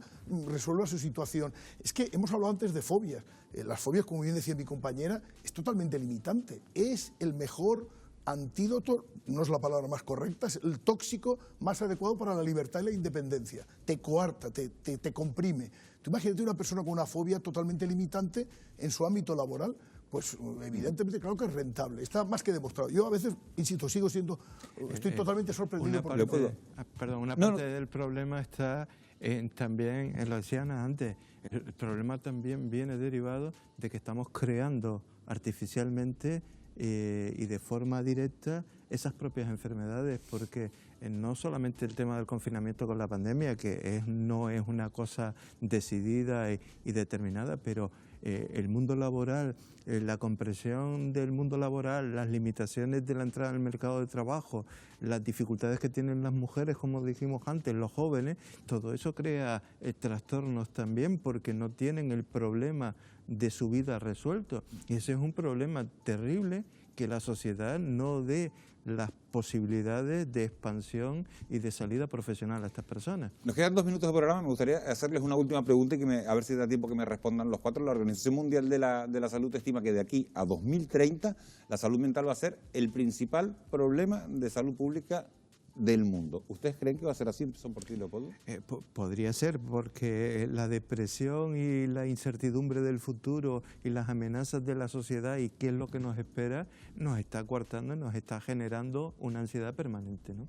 Yo lo creo firmemente. Que va a ser el principal problema de salud. Que va a ser el principal problema, sobre todo, es que es un problema más que individual, es social. Estamos tendiendo al aislamiento, a nuevas tecnologías, ahora con el tema de la pandemia a tener como cierto reparo a relacionarnos con los demás. Los niños que han nacido en la pandemia han nacido creyendo que lo normal es no acercarte a los demás y todo esto nos va a pasar factura, seguro. Juan Capafón. Ya la depresión, lo decía la OMS, que iba a ser la reina de las enfermedades globales, no estoy hablando de enfermedad mental. Si ya la depresión sola va a ser capaz de absorber ese porcentaje tan elevado de pacientes, pues imagínate si a la depresión le añadimos otros tantos trastornos en el ámbito psicológico, con lo cual, sin duda, afortunadamente tendremos los recursos seguros y tendremos la conciencia para luchar contra ello. Ana Daria. Sí, y yo añadir que abogo por la prevención. Vamos desde abajo, desde la educación de los más pequeños, a dar herramientas a la sociedad para no llegar a problemas mentales, a ser capaces de soportar la frustración y la resiliencia, que me parece que en este es un término que de todos es ahí, tenemos que aprender a hacerlo y a seguir para adelante. Creo que es fundamental. Gracias a los 4, ¿verdad?, por haber estado aquí y por haber cumplido esta recta final del tiempo para que los espectadores pudieran tener su opinión. Señores, gracias a ustedes y gracias a ustedes, como no, por estar una semana más al otro lado de la pantalla. Nosotros nos marchamos, son prácticamente ya las 12 de la noche, 23:59. Volvemos a encontrarnos si les apetece dentro de 7 días. Que tengan ustedes un muy feliz descanso. Buenas noches.